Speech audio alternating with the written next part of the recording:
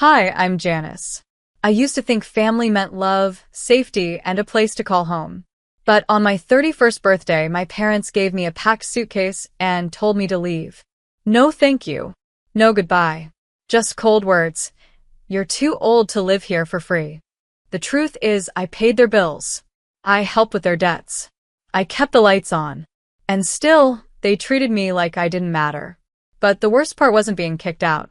It was realizing they had been using me for years, and I never saw it. And when I finally spoke up and tried to protect myself, they turned on me completely. Before we get into the rest, what time is it where you are? Where are you listening from? Drop a comment below. We'd love to hear your story too. Because some storms aren't just survived, you grow out of them. I pulled into the old cracked driveway. The sun was already going down, and the sky over Ridgeway, Ohio, was turning dark blue. The air had that early fall feeling, cold enough to sneak under your jacket and make you hug yourself tight. I reached over to the passenger seat and grabbed a small cake box.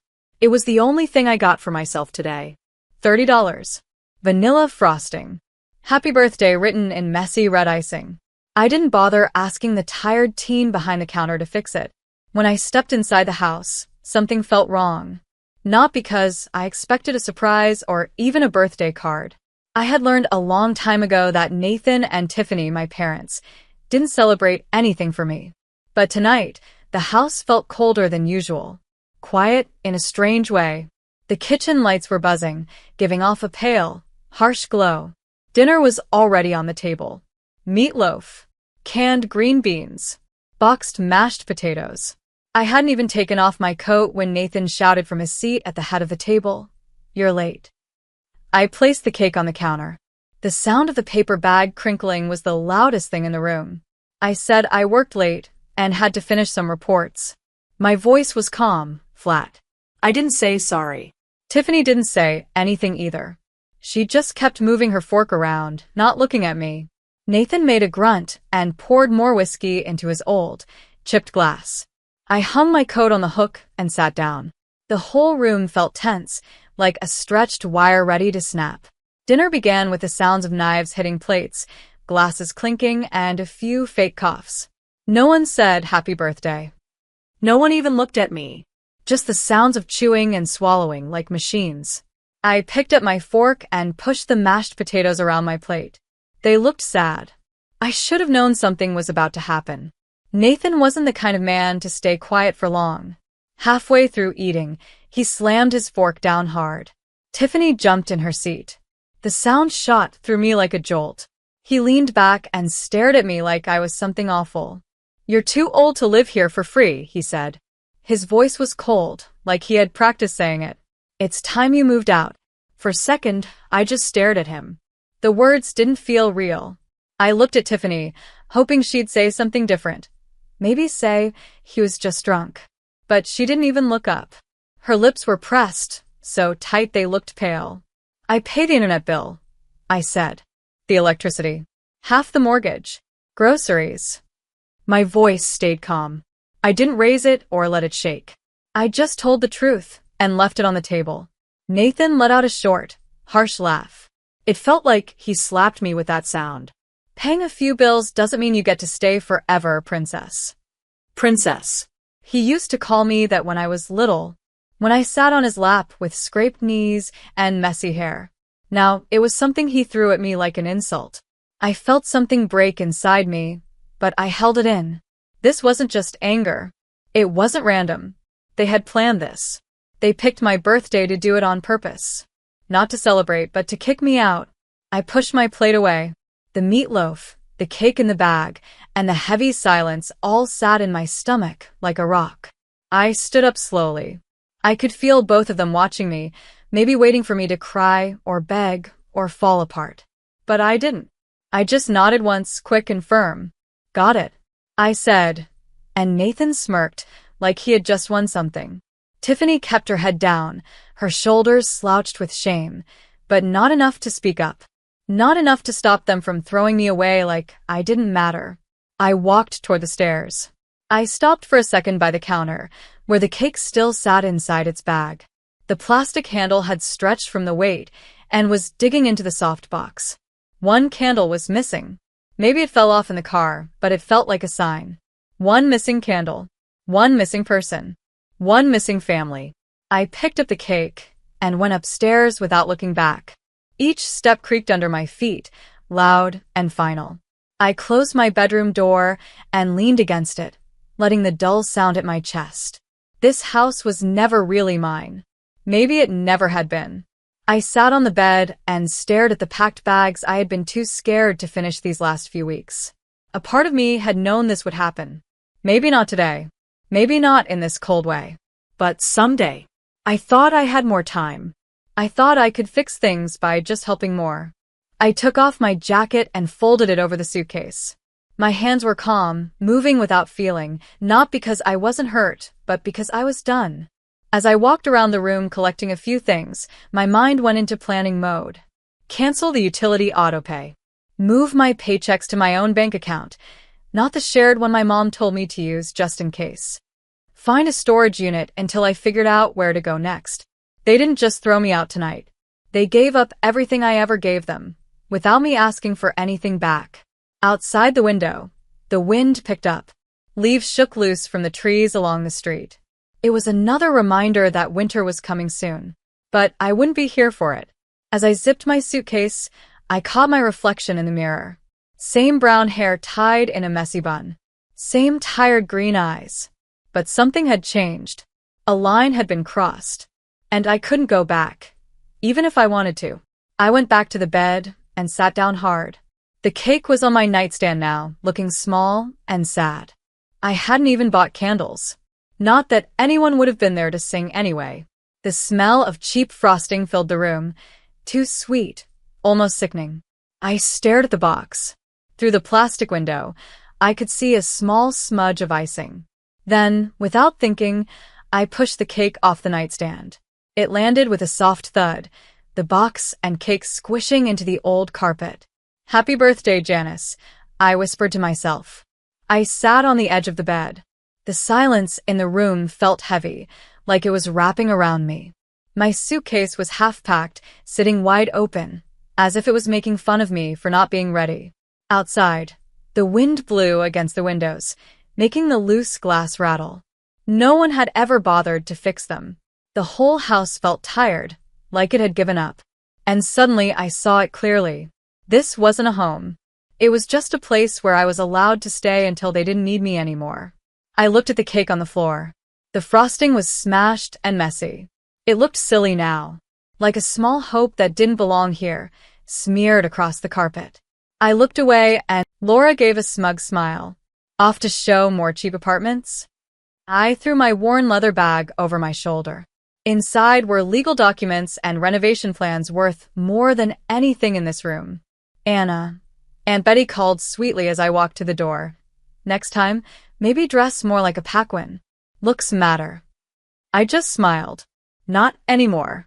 I smiled and said, "Don't worry. Tomorrow, I'll look exactly like the kind of Paquin they expect. Only they won't realize I've already been the one in charge." If anyone out there has been silently hoping I'd win, then don't miss what happens next. When the boardroom doors open, everything changes. Make sure to subscribe so you're the first to see how my family reacts when they find out the woman they ignored now controls it all. The next morning, I stood in my real office. It was an entire penthouse floor with tall windows overlooking downtown Albuquerque. This moment had been in the works for over a year. I was ready. My assistant Rachel walked in quickly and placed a fresh cappuccino beside my laptop. "The Hillcroft Plaza board is already seated," she said. "Your family came early. They're trying to win over the independent members." I smirked. I could just imagine Brandon and Laura smiling too hard, pretending to be confident, while deep down they were panicking. "All audit packets are printed and distributed," Rachel added. "The forensic team found even more problems than we expected." She paused for a moment. "Are you sure you want to go through with this? Once the truth is out, there's no going back." "They need to learn," I said softly, "that family legacy doesn't give anyone the right to misuse power." I looked at my reflection in the glass. No more jeans and cardigans. Today, I wore a dark navy Altuzera suit. It had clean lines and strong detail, the kind of outfit Aunt Betty always wished I'd wear to meet a rich husband. But today, I wore it to bring down their carefully built illusion. The ownership announcement will go live in 30 minutes, Rachel said. Once it does, your name will be out there. Then let's begin, I said, picking up my briefcase. Inside the Hillcroft Plaza boardroom, silence filled a space as I walked in. My family sat at the far end of the table. They looked nervous, underdressed, and confused. Who are you? Brandon snapped. This is a private meeting. I calmly set my briefcase at the head of the table. I'm Anna Paquin, I said, founder and sole owner of West Pine Holdings, the company that owns this building and several others your family mishandled. Aunt Betty went pale. Laura opened her mouth but couldn't speak. My father gripped his pen tighter. Anna, he whispered. Good morning, I said and opened the briefcase. I slid copies of the audit reports across the table. Shall we go over your financial records? This is crazy, Brandon stammered. You're just… What? I asked. The black sheep? The renter? The woman in second-hand clothes? Laura blinked in disbelief. But You Sow apartments. I work, I replied. And I built something real, with honesty, not fake success. One page at a time, the truth came out. And the proud Paquin family? They began to fall apart, right in front of the entire board. I held up the final set of documents and said, these show every single misuse of money, every fake receipt, every overpriced invoice. They clearly explain what's been going wrong with Hillcroft Plaza's finances. Then I began handing out the last few pages to the board members. Brandon, I said calmly, would you like to explain the $3 million in so-called roof repairs that somehow paid for your Douglas vacation home? His face turned bright red. For a second, I thought he might actually faint. I turned the page. Laura, I said, how about we talk about your husband's plumbing invoices, 4 times the usual price for basic repairs? Want to explain that to the board? Aunt Betty gasped. You're going to air out your own family's dirty laundry like this? I looked at her and said evenly, no, you all aired it out. I'm just the one cleaning it up. Finally, my father spoke. His voice was soft, almost begging. Anna, sweetheart, we can explain. Don't, I said, raising my hand. I've watched this family treat our great-grandfather's hard work like a bank machine for years. While you laughed at my quiet, simple life, I was building something stronger. Something based on values, not vanity. Laura blinked, confused. But why live like you were struggling? I wasn't pretending, I said. I lived modestly. I made smart choices. You just assumed being wealthy means showing off. That's on you. Brandon shook his head slowly. The Bradford Street building? You really live there? I own it, I replied. And most of the block. And no, I'm not tearing it down. Some of us care about people, not just profit. At that moment, phones started buzzing around the boardroom. One of the members looked at his screen and read aloud. West Pine Holdings reveals CEO's identity. Anna Paquin, unusual Paquin family member, confirmed owner of a $3 billion real estate portfolio. Another board member added, ranked one of the top ethical developers in the region, historic building protection, tenant rights. Laura looked pale. This will destroy us, she whispered. No, I said firmly. This will save you from yourselves. Starting today, I continued, Hillcroft Plaza will run honestly. No more secret deals. No more fake contracts. No more using the company like a family credit card. Brandon tried to sound tough. And what if we don't agree? I smiled. Then I'll hand these reports to the authorities. I'm sure the IRS will be very interested. The room went silent. Finally, Dad asked, what do you want? I looked around the room, meeting their eyes one by one. I want you to remember what the Paquin name used to stand for before the greed, before the lies. Our great-grandfather built communities, not just profits. I stood up and began gathering my papers. My voice was steady as I looked around the room. You have a choice, I said. Work with me to rebuild what our family once stood for, or find somewhere else to live. I hear Happy Valley has some nice rental homes. I turned to leave, but my dad's voice stopped me at the door. Anna, wait, he said softly. I was wrong about you. I paused, then replied quietly, yes, you were.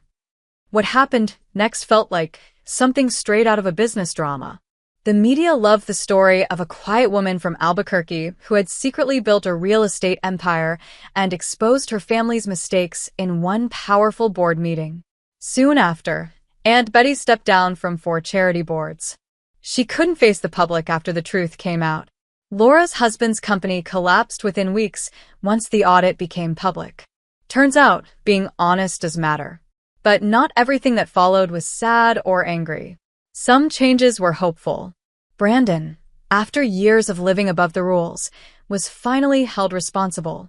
He got arrested for financial fraud. Laura surprised me. She signed up for classes at a public university, studying real estate from scratch.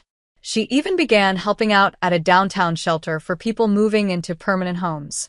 Later, she told me volunteering gave her more joy than any fancy art show ever did. As for my dad, he did something I never expected. He asked to learn the business, not to take over, not to give advice. He came with an open heart, ready to learn as a student. For the first time, he really wanted to understand what I had created. 7 months later, I was sitting in my Bradford Street apartment, the same one everyone once laughed at me for living in. I had kept it. It reminded me of where I started. I was reading the new quarterly reports. Hillcroft Plaza was doing better than ever. Tenants were happy, the shops downstairs were making money, and everything was running smoothly. A knock on the door pulled me out of my thoughts. I opened it and was surprised to see my mother standing there. She wore simple jeans, no makeup, and looked different. Softer. I got your invitation, she said, holding it up. A courtyard holiday party? I nodded. It's probably not your usual scene. She looked around my cozy apartment and said, no, it's not. But I'm starting to learn that maybe the scene doesn't matter.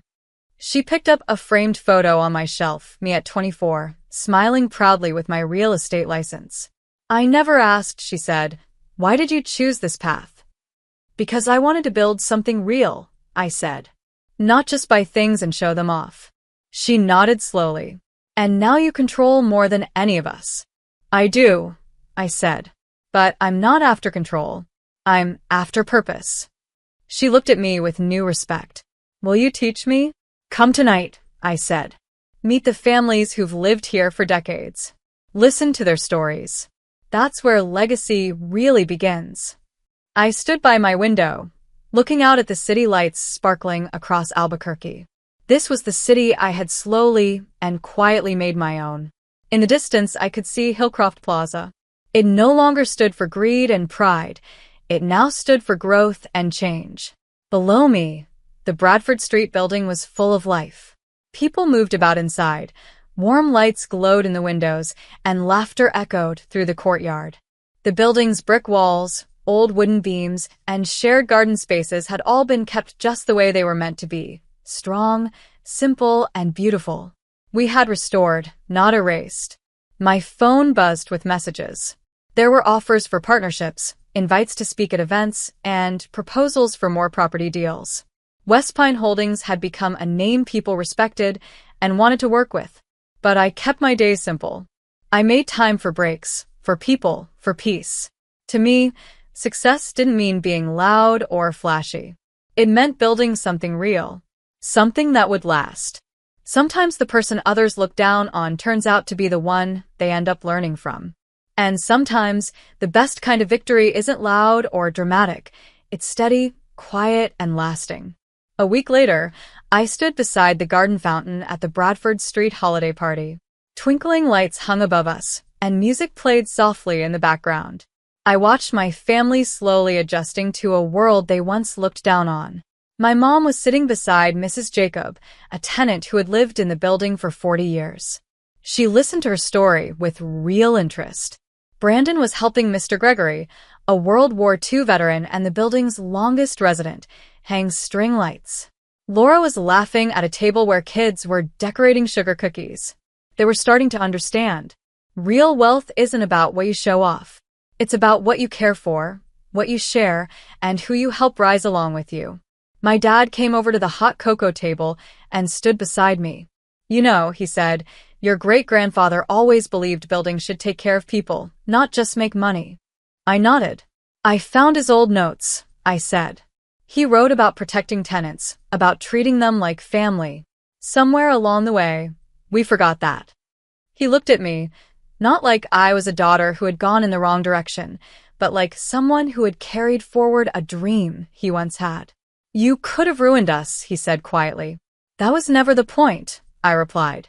I looked over at a little girl dancing under the string lights. I wanted to build something that would last. Because sometimes true success isn't about proving others wrong. It's about offering them a better way to be right. And if you've ever been pushed aside, counted out, or made to feel small, maybe you see a little of yourself in me. I never started this journey to prove anyone wrong. That was never my goal. I just wanted to build something real, something solid that couldn't be taken from me. I wanted to create a life that was based on strong values, not on showing off. I believed in working quietly, in doing the hard things without expecting praise, and in staying true to myself even when no one else believed in me. If my story touched your heart or made you think, I'd love to hear from you. Leave a comment below. What would you have done if you were in my place? Have you ever worked on something in silence while others doubted you? Let's talk about that. Let's give each other credit for the behind-the-scenes work, the late nights, the hard decisions, and the quiet wins no one claps for. If you're facing a moment right now where people expect nothing from you, I want you to remember this. You don't need to get louder to prove yourself. You just need to get stronger. You don't need anyone's permission or approval to start. What you need is a clear purpose and the courage to keep going. The rest will come. The progress, the recognition, the peace, they follow when you keep building, even when it's hard. If this message means something to you, I invite you to support this journey by subscribing to the channel. There are more stories coming, stories about strength, healing, and learning how to define success for yourself. Because true success doesn't always look like trophies or headlines. Sometimes it looks like standing tall when no one expected you to. Sometimes it looks like helping others after being overlooked. And sometimes the best kind of revenge isn't about getting back at anyone at all. It's simply becoming the person they said you could never be. Legacy isn't something you're handed. It's something you create. It's built piece by piece, choice by choice, day by day. And if we keep going together, we can build something that doesn't just look impressive but actually matters. So stay with me. Subscribe. Let's share these stories. Let's support each other in the quiet moments and celebrate the strength it takes to keep going even when no one's watching. Let's create something that lasts.